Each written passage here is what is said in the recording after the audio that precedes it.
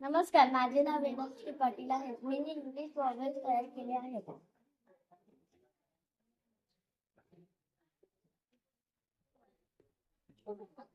माझे नाव विकास शेळके.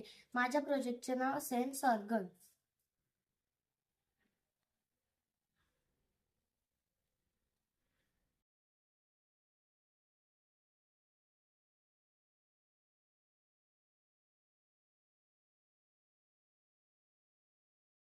नमस्कार, माझे नाव गार्गी मालुसरे आहे.